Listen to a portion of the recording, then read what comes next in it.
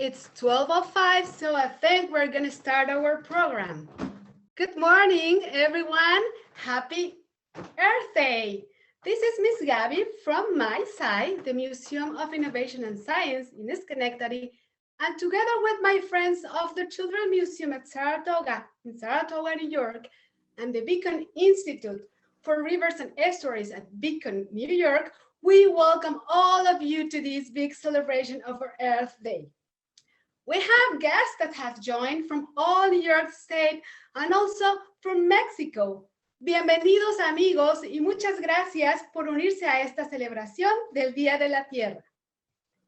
This year, the theme of Earth Day is Restore Our Earth.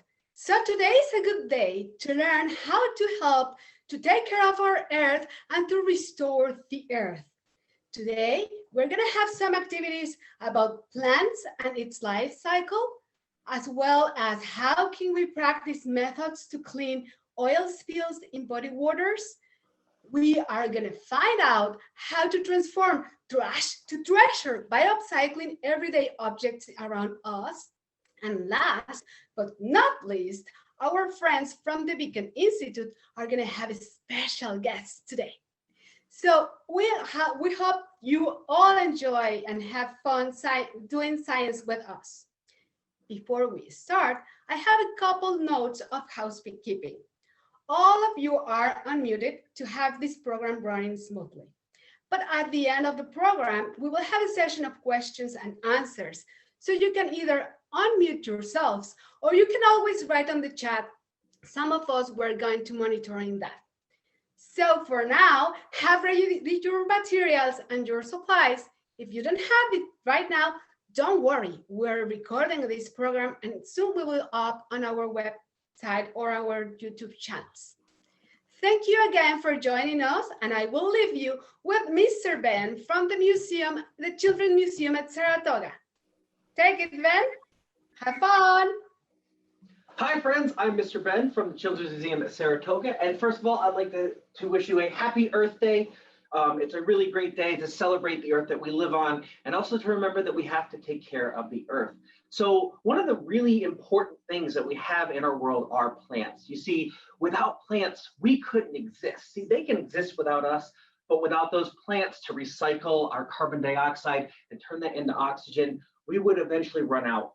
And so plants are just really, really cool. And we all know that plants start out as teeny, tiny little seeds. Now, in order to get that seed to grow, you have to give it some things. You have to give it sunlight.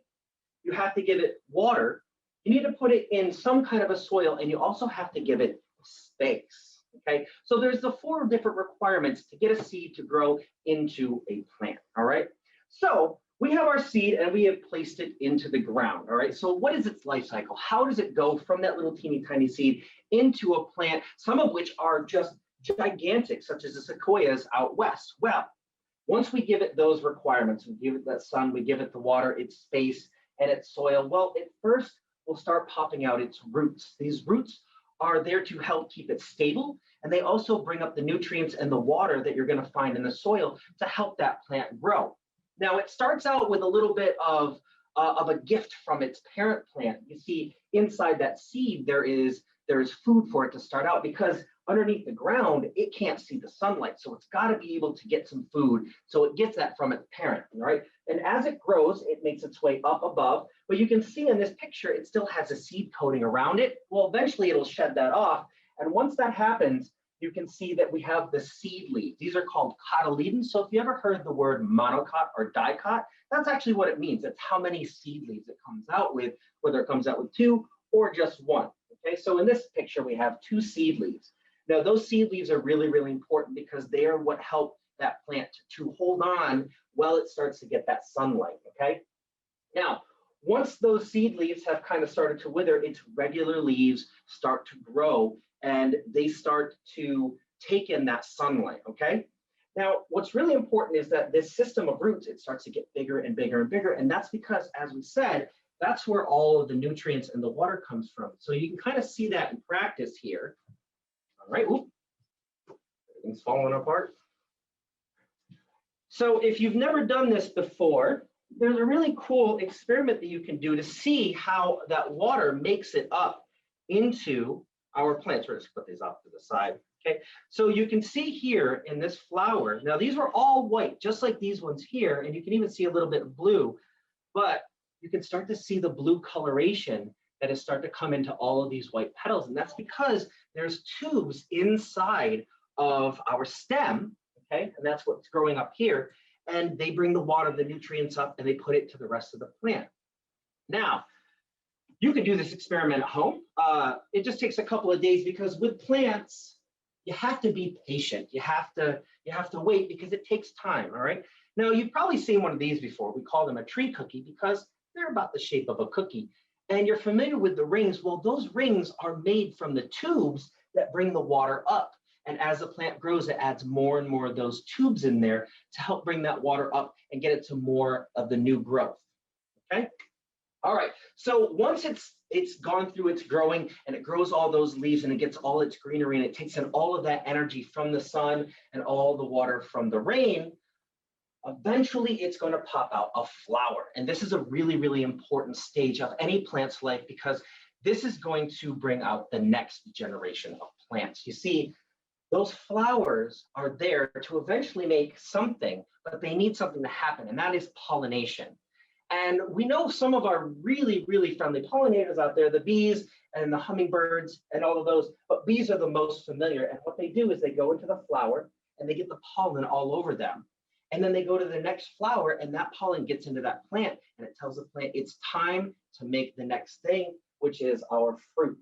And so as that plant grows, it eventually produces that fruit. And what is that fruit important for? Well, we kind of think of fruits as things that we can eat and they're really delicious for us, but they're not actually really meant for us. See, the plant has that fruit there to house the seed.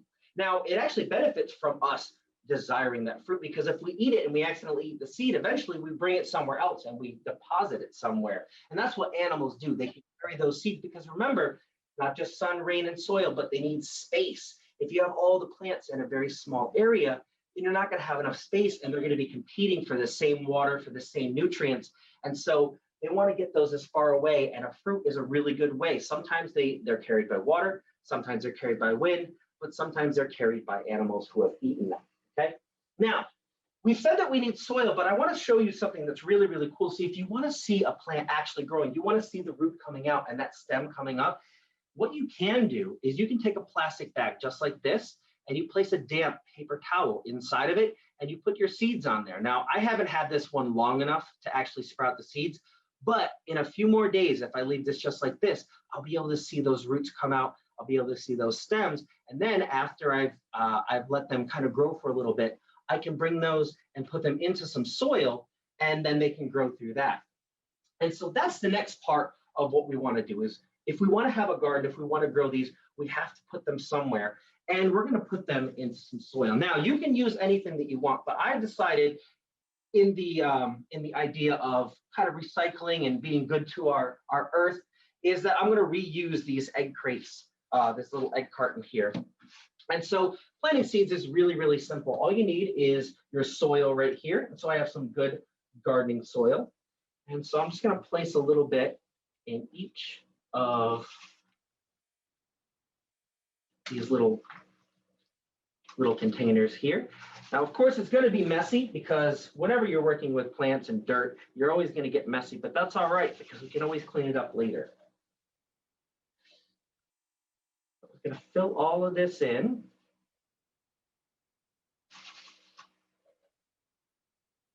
All right. So I got that pretty much good. So a little bit more over here. So that's about even, okay? So now the next step is I want to put my seeds into my soil, okay? But once I put them into the soil, so I have some watermelon, I have some cucumbers, I have some tomatoes, and then a couple of flowers, some sunflowers, and these are called bachelor button. But once I put them into the ground, I'm not going to know which one is which. So one of the things that you want to do is you can get something like a popsicle stick. So these are really great because after you're done with them, they're going to biodegrade. They're going to kind of turn back into their own soil. So I have labeled these ahead of time. I have my cucumber one here. I have my flower, my sunflower, my watermelon, and my tomato that I can put those in there to keep them labeled. So I've opened a couple of these earlier. So what I'm going to do is take my seeds, and in each one of my little pods, I'll place my seed and I'll press it down in, just like that.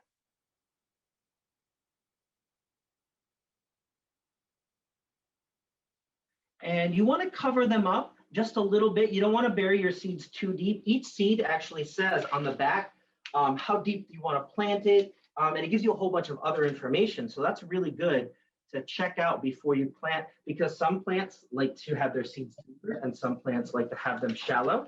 Other ones can be planted earlier and some can be planted later. So I have my sunflower there. I will place this, and actually I'm going to put this down. I thought about cutting them, but when we transfer these out to the garden, because eventually you're going to want to move them, I'm going to want to keep this whole one, so I don't want to make a new one. So I'll just place this down on the top right there. All right, and now we'll move on to my tomatoes. And we'll do the same thing.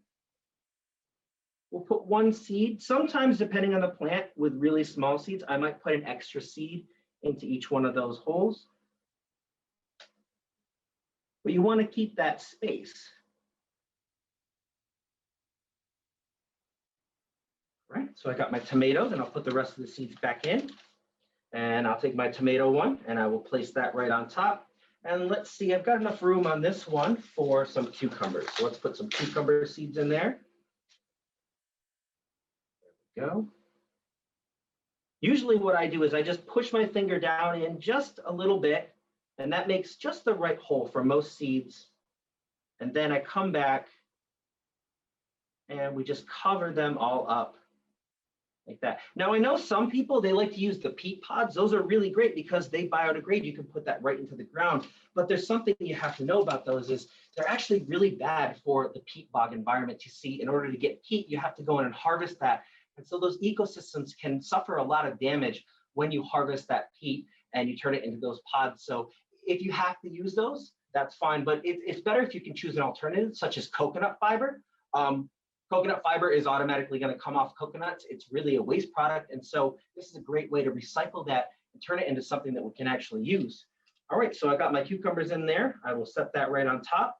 And then the next part is that I'm going to want to water my plants. So I'll put the water here, and then, of course, I'm going to want to put them in a nice sunny space. I'll keep checking on them day after day. It'll take a few days for them to actually pop up, but I want to make sure I check on them to make sure they don't get too dry, because if they get too dry in this delicate state, they won't survive for very long. So that's pretty much everything you need to know about getting your plants, the life cycle, how to garden, and just have a lot of fun with it. Usually plant more plants than you need for your garden. So if you have a big space, you plant more than that, because not all of them are going to make it.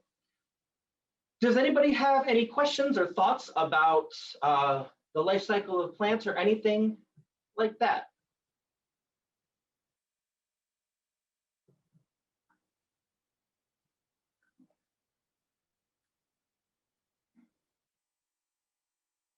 All right, well, if you think of any questions in the meantime, you can always ask them at the end or type them into the chat. We'll keep monitoring that to see if we have any questions. But at this time, I will turn it over to Stephen, who has a really good thing. Oh, we do have a question, I see. I said that I have a question. Yep, go ahead. What's the most common way for plants to pollinate? The most common way for plants to pollinate? I would say the most common way, I don't know this definitively, but I'd say the most common way is probably through air. Air is really, really readily available to any plant. It also means that you can put less energy into your flowers. See, big showy flowers, they require a lot of energy to put in those colors to attract those pollinators.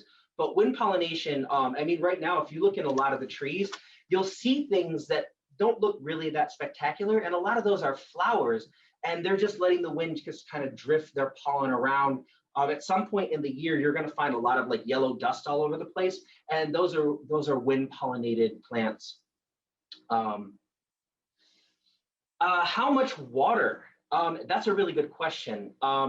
So how much water? It depends on the plant. You want to definitely check on your plants, because a lot of house plants They don't require a lot of water, but there are some that soak it up quite a bit.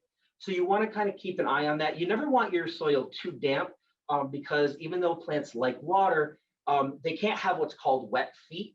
And that means their roots need to breathe. There has to be some oxygen in the soil because even though we think of plants as using carbon dioxide and letting off oxygen, their roots need oxygen in there. So if you have too much water, that pushes it out, and the plants can actually drown just like we can drown if we are underwater for too long. Let's see. Excuse me? Yep. I have a question. Go ahead. What if we take really good care of plants and they just don't grow? You know, that is a really good question. As a matter of fact, my mom has a house plant right now. She has no idea. The leaves are all wilty. She's tried watering it. She's tried not watering it. She just does not know what it is going to take to fix that plant. So sometimes you will have plants that you might not understand exactly why, because we can only control so much of it. We can put them in a sunnier place, put them in a shadier place, add more water, subtract water from our care. But you want to just keep at it. A lot of times it is the water issue. Maybe you don't have enough nutrients in your soil, so it's possible that you've exhausted the soil and you might need to fertilize it a little bit. But that's a really good question, and I'm not 100% sure. But you just got to keep an eye on everything. Why did I put the seeds on the towel? I have a question. Oh, just hold on one second. I have a question from the chat. So right now in this situation, there's water inside of here. So this paper towel is damp, and that's what we're using to kind of keep the seeds moist, to keep them have the water. Because if I just put water in here, that's just like a situation where you have seeds just drowning in water. So we don't want to have only water. We want to have space for the oxygen. So this keeps them damp. That seed coating is starting to loosen up. You can't really see it, but I can see wrinkles on my seed coating, which means that it's going to eventually break apart. So that's why I did it in this configuration. And that's just a way that you can watch that happen. So you can see the roots pop out. So we had another question. Go ahead. I still have my question. Okay. I was wondering if you put food dye in soil, if you plant a seed in the soil, will the flower be the color of the food dye? That's a good question. I would doubt that it would work that way, just because the reason it works in these is because they're sitting in a solution that has that food coloring in there. If you put coloring into your soil, what's going to happen is the rain is going to dissolve that coloring, and it's going to slowly trickle it down farther away from where the roots are. So you probably couldn't do that to your plants, but there are plants that you can actually change the color. For instance, hydrangeas, depending on the characteristics of the soil, you could have hydrangeas that come out pink, and the same plant in a different soil will come out blue.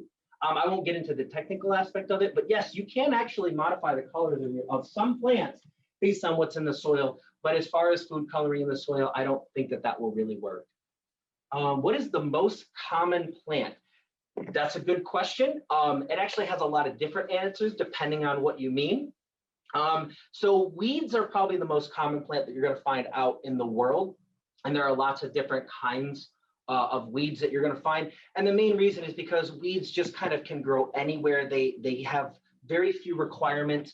They can grow where there's poor soil, where there's not a lot of light, where there's not a lot of sun. So yeah, the most common kind of plant is going to be weeds in general, but weed is an actual category. That's a name we've given to plants that could just kind of grow in places that we don't really want them to. If you were thinking of house plants, I would say that it's probably equal across the board, but that I definitely do not have the statistics on. All right, any more questions? Okay, well, thank you very much for your questions. I will turn it over to Steve now. Thank you very much. Hello, everyone. My name is Stephen. I am a science communicator at the Museum of Innovation and Science in Schenectady. And today I'm going to talk a little bit about oil spills and what we can do to prevent them and what we can do to clean them up.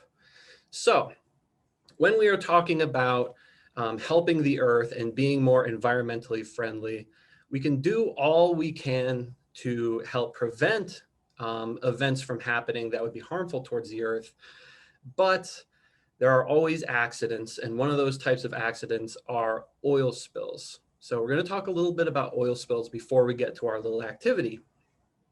So oil is a fossil fuel. The reason we call it a fossil fuel is because it is made up of the ancient remains of long dead organisms like plants and animals. It's essentially the fossils of those organisms breaking down and slowly over time becoming oil. Now, this takes such a long time to form that layers and layers and layers of earth are piled up on top of these organisms over time. And so once the oil is formed and ready for us to use, it is very deep in the ground. And so we have to drill down to them and get that oil and extract it using massive machines, usually out in the ocean too. So when we extract this oil, we do need to transport it because oil is something that powers everything in civilization that we have today. We burn it and it creates heat, which we can use to generate electricity. It is also used in engines to power machines. And so oil is an extremely important part of our civilization today. And so we are extracting a lot of it, which means that there's a lot of opportunity for accidents. Unfortunately, even though oil is from the earth and it is a natural resource, it is harmful to plants and animals. And so when we have oil spills, which are when the things that are transporting the oil, like huge ships or pipelines, when they spill the oil into the environment and it is no longer contained, that is when oil spill is. And it can be very harmful to animals and organisms that it comes in contact with. So when this happens, we have to take every measure we can to clean it up before it causes too much harm to the earth and to the animals and ecosystems that it's in. So let me change my camera real quick to my lab station. And today what we are going to do is we are going to be simulating oil spills and showing how we could possibly clean it up. So for safety purposes and based on the fact that it's kind of hard to come by, we are not using real crude oil that we would extract from the ground. Instead, what we have here is good old vegetable oil that you would use in baking and cooking. The reason we can use this is because it has a lot of the same properties as crude oil, namely that it is less dense than water, so it'll float on the top of water. And it also doesn't mix with water. That is a very common fact that I'm sure a lot of you know, that oil and water don't mix. That is the same with vegetable oil. And so what we're going to do is we are going to spill some of this oil in our makeshift ocean. Now I put a little food coloring in our water so that it'll be easier to see the oil floating on top of it. So that is why I have purple water here. Oops, spilled a little bit. But this is just regular old water, just with a bit of food coloring in it. And so what I'm going to do is I'm going to take my water and I'm going to pour a little bit of oil over the top. And so what I'm simulating right now is a whole bunch of oil being accidentally spilled out into the ocean. And when these oil spills happen, because oil and water don't mix and oil is less dense than water, what happens is that it floats on the surface of the water. And so we need to come up with methods for cleaning up this oil where we can basically scrape it off the top. And so the first method, and one of the most common methods used, is a boom and skimmer method. And so what I'm going to do is I'm going to be using a spoon to act as a skimmer. And I'm going to very simply just scoop off the oil off the top and put it in my little bin where I'm putting all of the excess oil. And you can see, because the oil and water don't mix, as the oil is just floating on top, I'm able to just take that oil right off the top and place that away. And so what you'll find throughout this activity, as we go through the different methods, there are going to be pros and cons to each situation. So with the boom and skimmer method, it's one of the pros to it is that once we skim off this oil off the top, this oil can be reused for its original purpose. So if it was going to be used to go to a refinery and make gasoline to power engines, it can still do that. Once we skim all this oil off the top, if we separate out any water or any little bits that were mixed in with it in the ocean, we can send that off and it'll be used just how it would have been before it was spilled in the ocean. Now, one of the cons, one of the disadvantages to it is that it takes a long time and it's very labor intensive. So you can see that I've been sitting here and I've been scooping out this oil for a solid couple minutes and I haven't gotten a whole lot out. And you would need to go and scoop out all of that oil for a long time, and it takes a while. There are special machines that are able to scoop it out and skim it off the top of the water. However, it is very labor intensive. It takes a lot of work to do it. So that is the boom and skimmer method. I'm going to put a little more oil in here for our next method.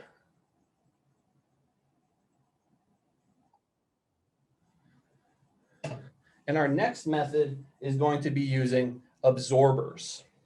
So when something absorbs something else, what it does is it takes, if we're saying it's absorbing a liquid, if it's absorbing a liquid, it is taking that liquid and it is being trapped within the pores of whatever the absorbing material is. One of the most common absorbers is good old cotton. And so right here, I have a bunch of cotton balls right here. And what I can do is oil is a liquid. And so what I can do is I can just use some tweezers and dab the cotton in the oil and then set that aside. And I can do this and you can see that these cotton balls are just saturated. They're soaked with oil. And this is another great way for cleaning up this oil. You can see that I'm grabbing up a bunch of oil in each cotton swab. Now, in the real world, we don't actually use cotton. There are more efficient absorbers that we use, but the cotton is a great example, and it shows exactly how it works. Now, the advantages to the absorber method is that, as you can see, it's a lot faster than the boom and skimmer method that we just did with the spoon. I can just take the cotton ball, bing, bang, boom, soaked up a bunch of oil, and there we go. So it's a lot faster, and the oil that is in these absorbers, unfortunately, it's pretty hard to wring out the absorbers and get that oil back out. So we can't use it for its original purpose, but we can still take these absorbers and burn them for heat. So at the beginning of this activity, I mentioned how oil was commonly used to generate electricity by burning. And so what we can do is we can take those absorbers and burn them to generate electricity. We just can't use it in like a refinery to power engines and like cars and things like that. So that is another disadvantage for the absorbers. And they're also pretty labor intensive. As you can see, I had to sit and dunk it in a whole bunch of times. Now there is another method called adsorbing. There's absorbing and adsorbing. There's a difference of the B and the D. Adsorbers, what they do is they take the oil and it clings to the material. It clings to the outside and it essentially creates a new molecular structure. There are special chemicals out there where if you just dumped that powdered chemical right into the oil, all the oil would clump up and you'd be able to just scoop it off the top and plop it down. So that is another great method. But right now we are going to move on to our final method, which is going to require this space right here. And I'm going to make a little ocean right here in this tray. And this final method is using a dispersant. when you disperse something, you basically just send it out and spread it out over a large area. So we have our ocean. I'm going to put some oil right in the middle like that. And right here, I have a little solution of dish soap, just good old Dawn dish soap, and water. And what I can do is I can take some of that in a pipette, and I'm going to drop it right in the middle of this oil spill. And watch what happens. Keep an eye on the oil.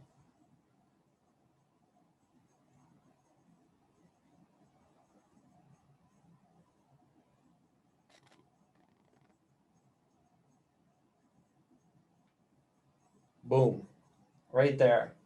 You can see that all the oil, right where I dropped all that soap solution, it just went boom and spread out all the way to the edges of the container.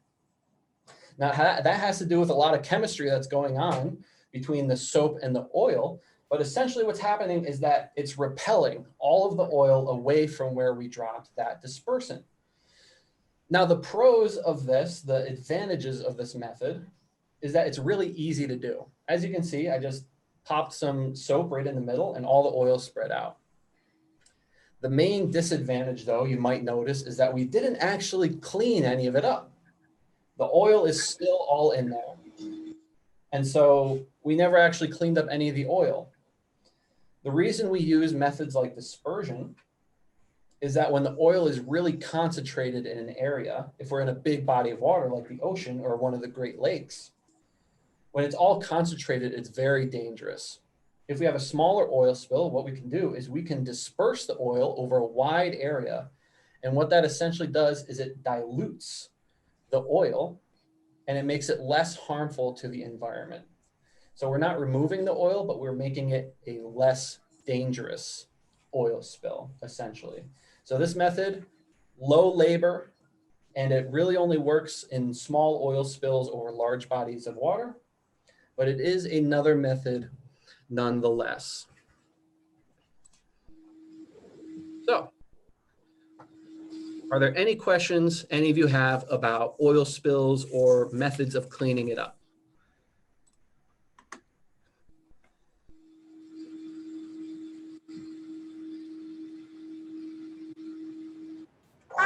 What was the largest oil spill? Ooh, the largest oil spill. Well, there's been a whole lot of oil spills, but one of the most famous ones was the Exxon Valdez. The Exxon Valdez was the name of the ship that created the oil spill. And it spilled 11 million gallons of oil off the coast of Alaska. And it was extremely devastating. And it was the costliest, it cost the most money to clean up. At the end of the day, it cost almost $10 billion to clean up all the oil that it spilled. Good question. I have a question. Sure, go ahead. Why didn't we use the sponge that was on the list? The bit of sponge that was on the list. Oh, the sponge. So the sponge is probably the absorber that you had. So you can use the sponge to absorb the oil on the surface. Oh, so two different types of absorber. The cotton ball and the sponge. Yeah, you can use both of those to soak up the oil. Oh, interesting.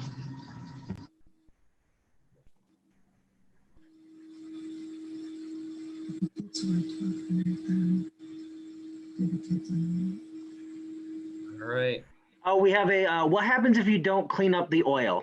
See that. So if we don't clean up the oil, that is when it becomes really dangerous. So if you don't clean up the oil, what happens is it starts to invade in the ecosystem wherever it was spilled in. And so if it's on the shoreline, for example, along a beach, what can happen is all that oil can go up on the beach, cover the sand, and it can coat the animals in oil. And so you can see the animals are covered in this black goopy substance. And if it's an animal like a bird, that's really dangerous to them and they won't be able to fly or live properly. And it's also toxic to the animals. And it's also toxic to marine life. So fish would be ingesting it, they would be eating it, and that would be harmful to them, as well as all the plant life in the water and on the coast will be absorbing this oil, and it won't be good for them. All right, we have two more questions. I'll combine them into one. It's asked, how much oil a year is spilled, and is nature able to take care of the oil on its own over time? Yeah, great question. So how much oil in a year is spilled? It is a lot more than you might imagine. You hear a lot about these big events like the Exxon Valdez oil spills, where all in one event, it dumps a ton of oil into the ocean. But over the course of the year, you have a lot of smaller spills like leaks in pipelines and stuff like that, that just start building up over time. And over the course of the year, it becomes a really big number. So it's millions of gallons. I don't know the exact number in my head, but it is a lot. And the big oil spills that you hear about only contribute about, I think it's 1/3 of the total oil that is released into the environment over the course of a year. Is nature able to take care of the oil on its own over time? Great question. And it is able to take care of the oil on its own. So that is another reason why dispersants are a viable option to take care of oil spills, is because oil in small amounts can be broken down by microorganisms and microbes. They can consume it and break it down. But like I said, if it's an oil spill on a large scale, if it's a lot of oil that all got dumped at once, it's not good for the environment. But if it's a small bit and it's, a low concentration, if we dispersed it well, then it will be taken care of over time. Yes. Great questions. All right. If there are no more questions, then I am going to send it on back to the CMAS folks and see what kind of activities they have for us. Awesome. Thanks for that, Stephen. So today we're also going to be learning a lot about recycling and upcycling. But before we can talk about recycling, we also have to talk about trash. And I'm sure most of you don't spend a lot of time thinking about your trash, but we actually make a huge amount of trash every single day. If you think about it, what happened to those eggshells that you have left over from when you made scrambled eggs for breakfast? What happened to the paper bag or the plastic bag that you put your sandwich in for lunch? All of the things that we use throughout the day accumulates, and that's the trash that we leave behind each and every day. Of course, there are ways to cut down on that, and we're going to talk about that in a little bit. Now, when we throw away these things like the eggshells and the paper bags that we've used, we normally just throw them in our trash can. But what happens after that? What's the next step? The next step is normally it starts to smell, it gets really stinky, and your parents make you take it outside so that the garbage man can take it away to a landfill. And once it's in the landfill, I don't know if you guys have ever driven by a landfill, but they're very smelly and they're not nice to look at either. So we want to try and reduce the amount of things that go into a landfill. Now, those eggshells that we talked about, something different happens to those when it goes into a landfill, and that's called decomposition. When something decomposes, it means it gets soft and squishy, and it will end up breaking down and going back into the earth. For example, if I ate an apple and I had the leftover apple core with me, and I didn't want to throw that in the trash, I could compost this, and this would end up breaking down and returning back to the earth instead of ending up in that landfill and accumulating with the rest of the trash that we have. Other things that can decompose are things that were once living. So if you're outside on a nature walk, you'll notice that when leaves fall down from the trees in the autumn, no one goes around and picks up the trees and the branches and the sticks that fall down on the ground. And that's because those things were once living, and those can decompose and they'll eventually become part of the soil after weeks and months and years of being there. So those are things that are okay to be left outside. But all of that other trash that we accumulate throughout the day, that needs to go somewhere. And one of the things that we can do with it is recycle. We have 3 different types of items that we can recycle. We have paper, we have plastic, and we have, we have this way. We have paper, plastic, and metal. Those are the 3 things. We can also recycle glass items too, but today we're going to focus on these 3. Now, you might think, oh, not everything can be recycled, but a lot of stuff can. And one of the good ways to be able to tell if something can be recycled is looking for that recycled triangle. You'll see it's a triangle with arrows, and we know that that item can be recycled and it doesn't need to go directly to a landfill. So for instance, when we recycle paper products like cardboard boxes and leftover pieces of paper from coloring on, those will get sent to a factory. Those will be mixed with water. They'll be mixed with a lot of water until they can be compressed down into a new sheet of paper after they're all mushy, and they can be chopped up into more pieces of paper so we can have it recycled. When we recycle metal or tin products, something a little bit different happens to that. Metal and tin doesn't get broken down by water and turned into mush. Metal will actually get compiled together and it'll be compacted into a brick, and then it will be melted down, and it can be used to create other things like cars and bicycles and all of the other items that are made out of metal too. When we recycle plastic, it's very similar to the process that recycled metal goes through. Recycling plastic will go to a factory. It will be melted down into little tiny pellets. And these pellets then go to another factory to make more plastic products. They can make park benches, they can make more toys, and sometimes they can even make some types of clothes too. So those are all of the different things that can happen when we recycle these items.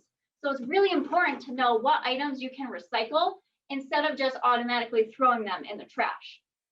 So to test out our recycling skills, we're going to practice a little bit today. We have our 3 bins here with us. So what we're going to do is each bin is labeled. We have a number above them. And when I show you an item, and I'll describe it a little bit for you too, you guys can either unmute yourselves or you can put in the chat, put the number you think that that item should go in for recycling. It's important that we recycle and we sort them so that they can go to the correct factory to be broken down and reused. All right, so let's see what our first item is. Okay, so can you guys see this okay? This was once used to hold soup. So what recycling bin would I put this in? 1. 1, that's right. I would put this in bin number 1. Chad agrees. Chad agrees, okay. We'll place that in the recycling. This product right here. 2. 2. You guys are pretty good at this. Why do you say 2? It looks like plastic. It looks like plastic. And I don't think you guys can see, but I can also see right on the back of the label, it has that nice triangle arrow sign. That means I can definitely recycle this. Agrees.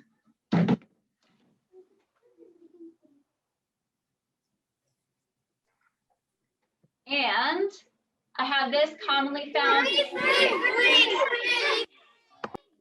What is that? 3. That's right. This is a paper towel roll. And when it's done, I can recycle this in the paper. Even though this isn't paper like that I've written on or that I've colored on, this is made from a paper product, maybe even recycled paper. So I'm going to go ahead and put it in that bin. Perfect, you guys. Next up, we have some old seltzer water. 1. And you guys think 1 over here? Once. All right.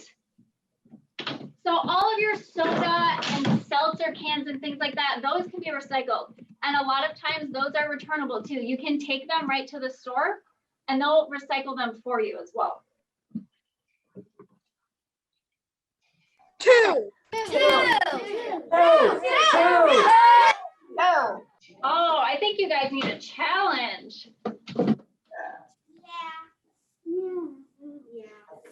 What about this right here? I have a paper towel. Three.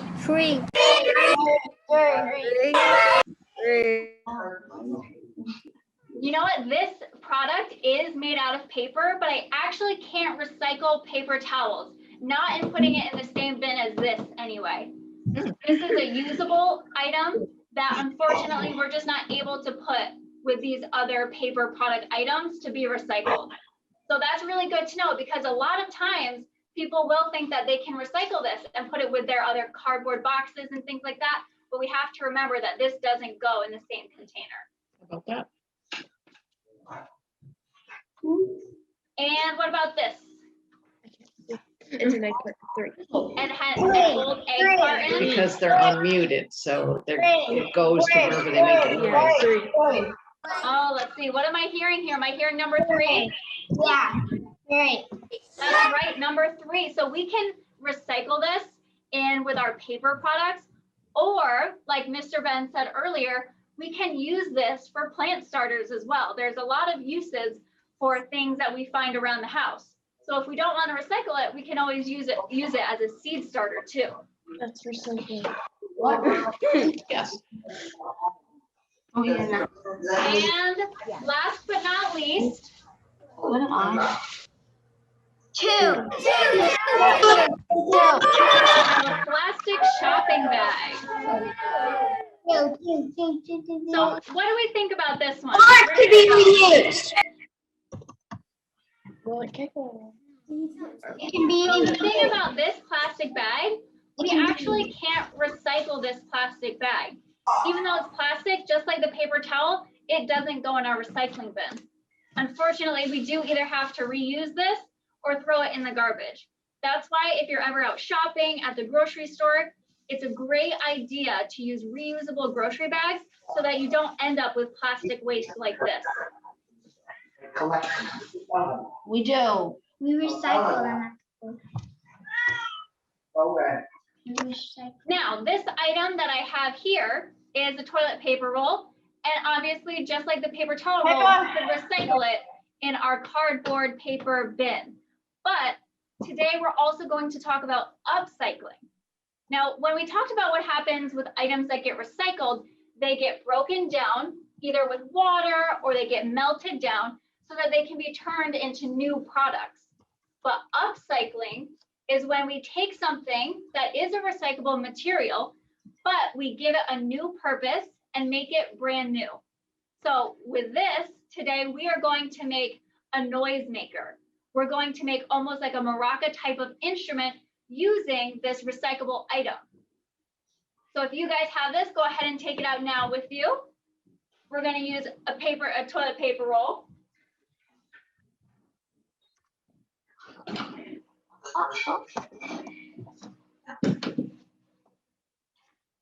Need a glue stick.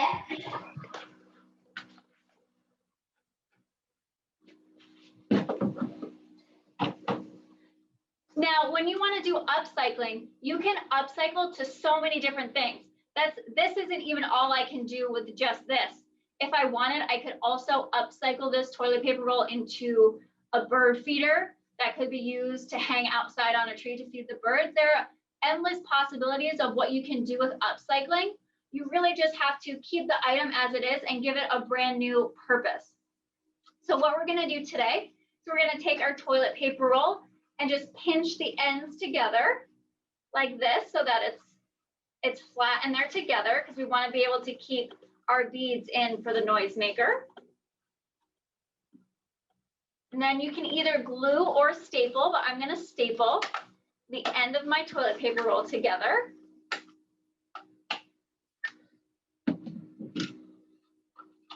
So that I have a closed bottom at the end, and I still have an open side up here. Now, before I go ahead and put the beads in for this project, I'm going to decorate it because I don't want it to look like a toilet paper roll anymore. I'm upcycling it. I want to make it new and pretty. So I am going to put some flower stickers on mine for Earth Day.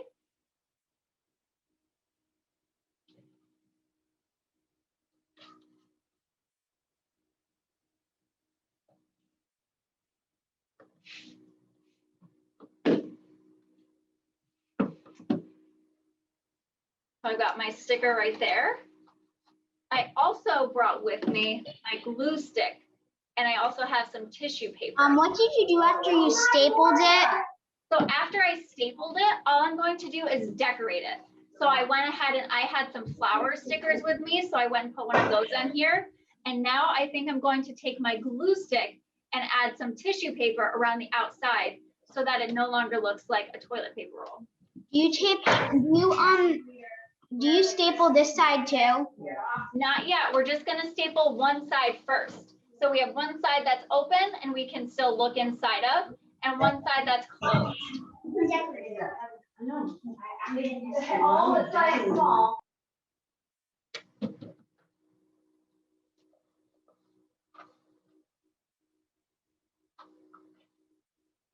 Let's see, and I think I'm going to choose green and blue colors for today because it is Earth Week, of course.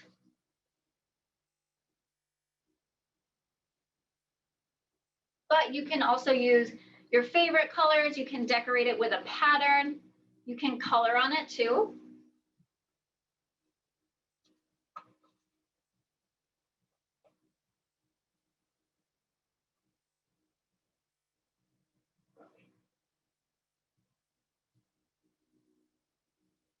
How's everyone doing? Are you guys decorating yours?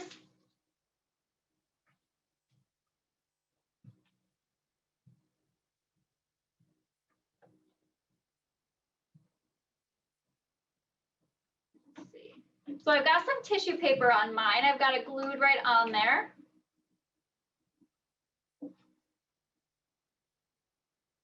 See, I think I might add another sticker of a bird.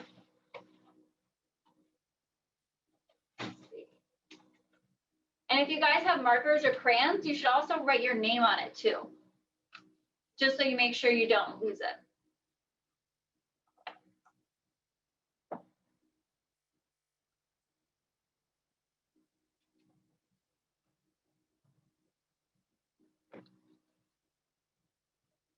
All right, so I'm about wrapping up my decoration here.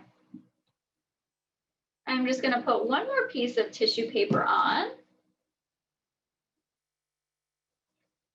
There we go.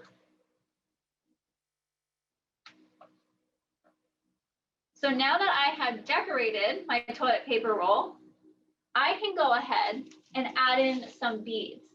Now I'm using just regular pony beads that you might use to make a friendship bracelet, but we're going to put these inside the open end of our toilet paper roll. And if we closed up the other end well enough, they won't fall out.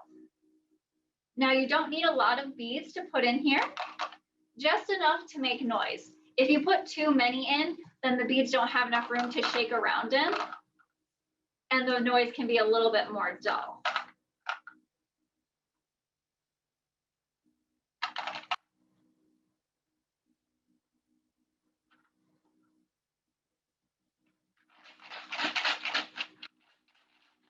I'm going to add just a few more.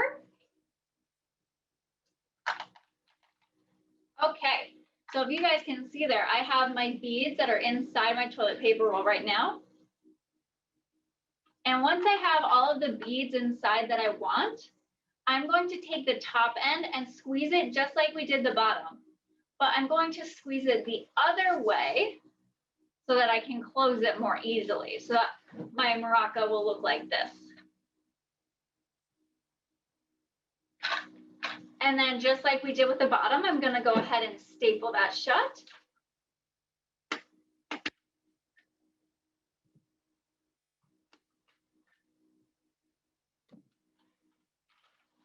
Make sure to cap my glue stick. And now I have a maraca that I can now use and play with whenever I want to, instead of just throwing this in the garbage or recycling it.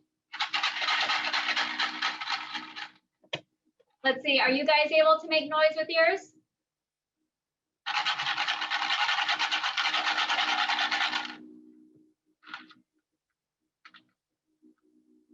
Let's see, while you guys are finishing that up, we'll take any questions we have about recycling or upcycling. How do you get rid of Color and recycled paper. color and recycled paper? That's a good question. So it depends a lot on who handles your recycling. But for us, we can recycle all paper together. So we can recycle construction paper, we can recycle paper with printed colored ink on it, and we can put that all in our paper bin right here. So that really just depends on how your recycling system works. But for the most part, they can be recycled together.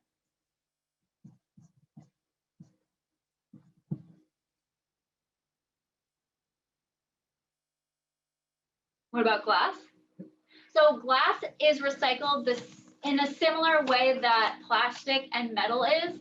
Glass will also be melted down and then it will be made into another product. So just like when we recycle metal products, those will be melted and sent to other factories to be made into cars and bikes and playgrounds and things like that. Glass has a very similar process.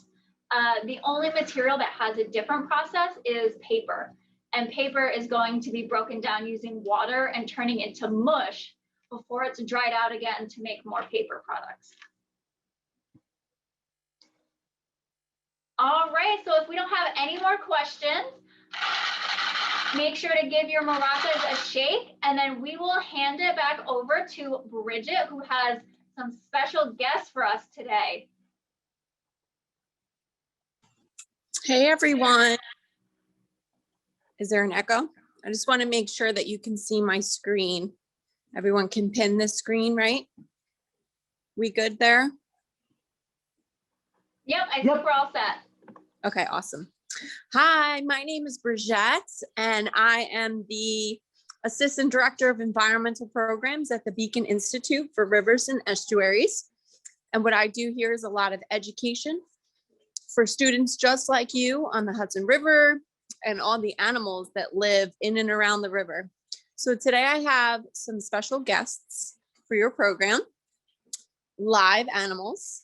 So first, we don't have too much time, so I want to go around and just show you all our animals and introduce you to some native to the Hudson River and some from all around the world.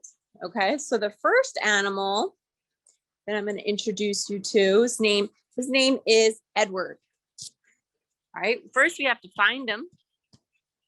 So this is Edward's little enclosure or habitat, and Edward does a really good job at hiding. So I have a pretty good idea where he might be. I think he might be in here. There he is. Awesome. Let me grab him. Come here, buddy. Okie dokie. So this is Edward. Edward is an eastern box turtle. You can see he's a little upset with me because I woke him up from a nap. So Edward is a native species to the Hudson River. And his turtle is shaped like a box. That's why they're called box turtles. That's the main way that he protects himself and survives in the wild, is hiding in his shell, just like he was doing.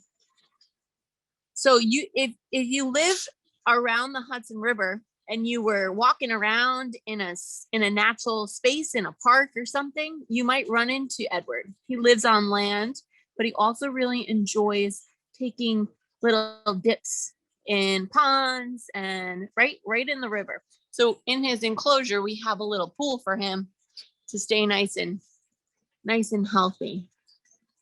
So this is Edward. He's really cute. We love him. He's a pretty happy turtle. All right. Our next turtle. This is also a turtle. Like I said, this is Lady. So she's actually an aquatic turtle, which means that she spends a lot of time in the water. So you can see in her little habitat, her tank, we've got a lot more water than we did in Edward's.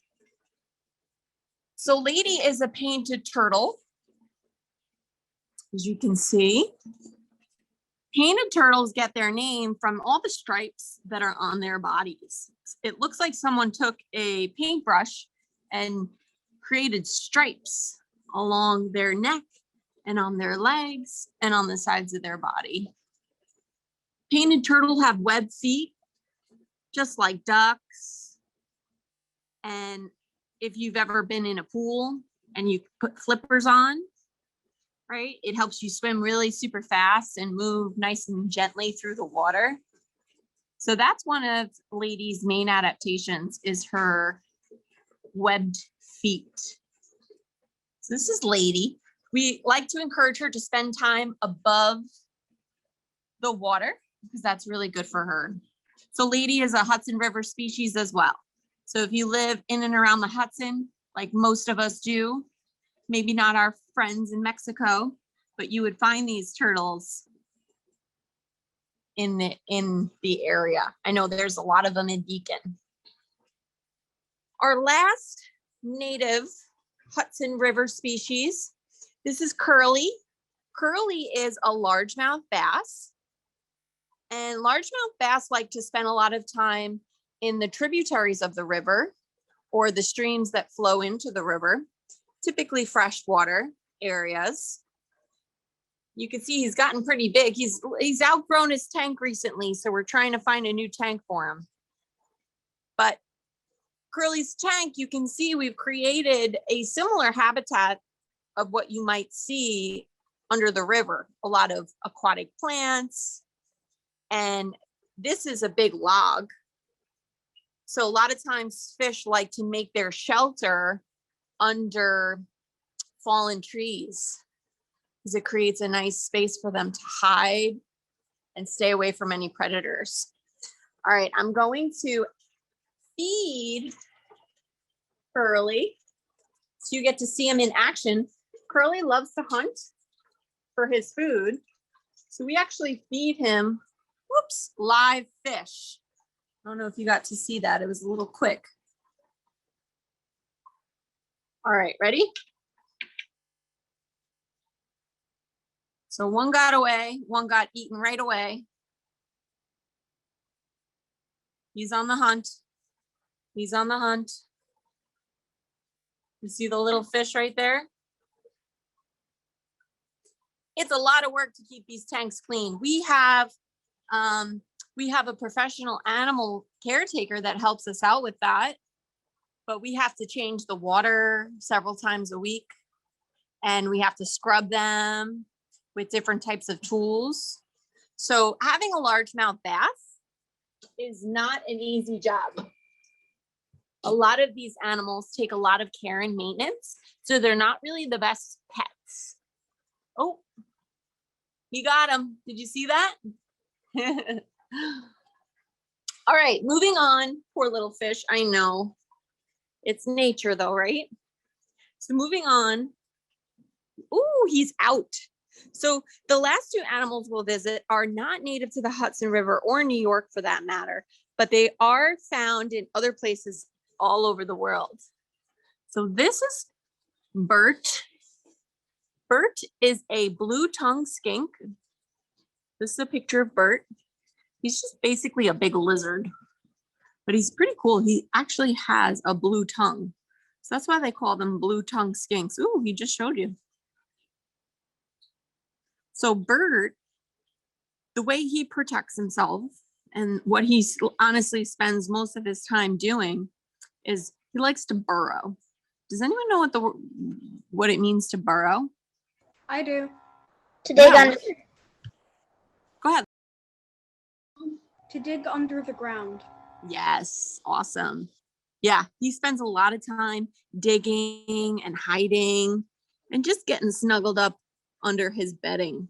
So that's how mostly they survive in the wild. They just like to stay out of sight. This tank doesn't really like to open. So you can see, so he's native to Indonesia. Anyone know where that is? You look on a map, it's kind of like across the world. I think I've been to Indonesia. Really? Wow, I'm super impressed. I've never been there, but I do know a few folks that are from there. And it's pretty far. It's got a different climate than here in New York. It's pretty hot and humid. It's like a tropical climate. So we have to create that sort of climate for him. We put lots of plants, we keep the heat bulb going nice and strong, make sure he gets the amount of heat, and we create a humid environment for him as well. So this is Bert. I know a lot of you are on a time crunch, so I want to make sure you get to meet Jerry, who is out and about today. He gets fed tomorrow, so he's spending a lot of time. Ooh, anyone know what type of animal Jerry is? He's a snake. Snake, yeah. Anyone know what type of snake? A boa constrictor. Python. Python? Yeah, this is a ball python. Very Cool. true. Yeah, so Jerry's a ball python. And he, like I mentioned, he's getting fed tomorrow. He's going to be getting 2 small rats. That's his favorite. And ball pythons, usually Jerry's curled up in a ball. And that's why they call them ball pythons, because that's how they kind of protect themselves. He doesn't curl up as much as he would if a predator was coming after him, but usually he likes to curl up in a ball. You can see his coloring is similar to his bedding. So curling up, staying still, blending in, that's how he survives and adapts to his environment. You'll notice he's sticking out his tongue, which is a good sign. It means that's how he senses his environment, the Jacob's organ, it's called. That's because his eyesight's not that great and his smell is not that great. So he'll stick out his tongue and just get a feel for what's around him. If he's safe, if he likes me or not. I really like Jerry. He's actually one of my favorite animals that we have. He's really relaxed and chill, and he's comfortable with humans because he's been around them his whole life. So he's saying hello to everybody. He's coming. He wants to come out. And I'm going to close it up. I don't want him to come out just right now. If he gets too much exercise right before he eats, sometimes he can get overstimulated and not want to eat. So we definitely don't want that to happen. All right. So just to recap, this is Jerry, the ball python, right? We've got Bert, the blue-tongued skink, who's hiding right now. Bert's a little cranky sometimes. We've got Edward, the eastern box turtle, who again is hiding from us again. But I can take him out, show you all. Oh, he's in his other. There he is. He's going to be so mad at me. This is Edward. And we've got Lady, the painted turtle, who's chilling, swimming. And then, of course, Curly, the largemouth bass.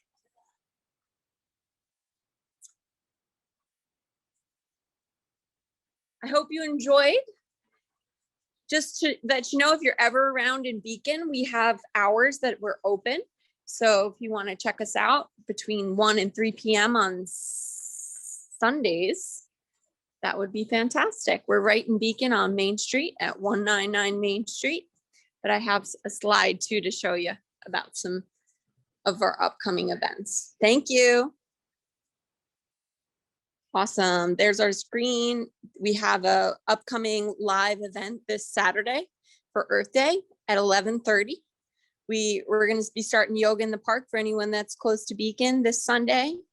Riverkeeper Sweep is a big event all along the Hudson River. We're having an event site at Beacon.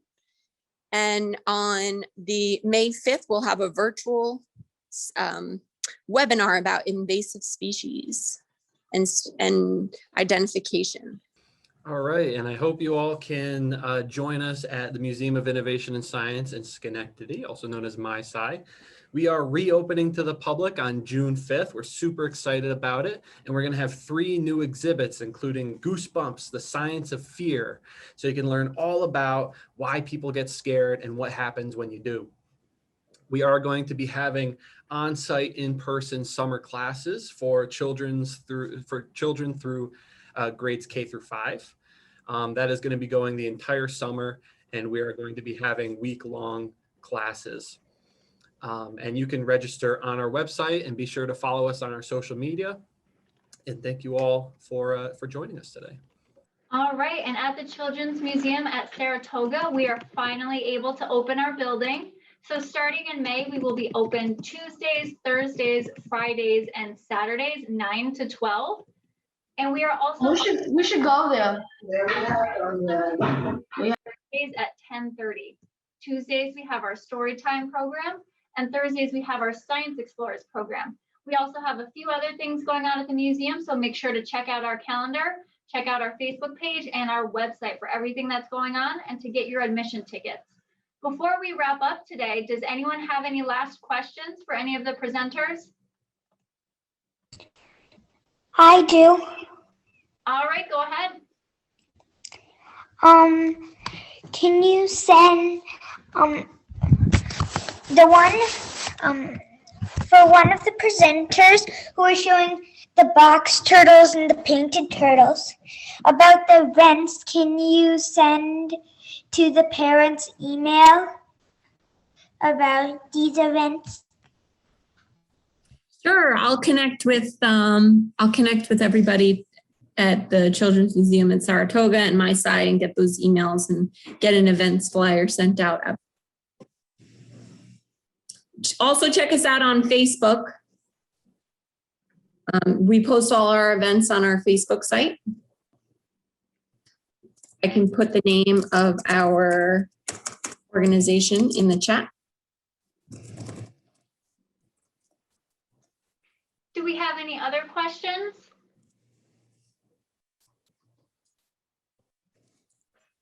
All right, if there are no more questions for today, thank you all so much for joining us for Earth Day. Thank you. And we hope you guys have a great weekend and celebrate the Earth. Thank you. You too. Have a nice day.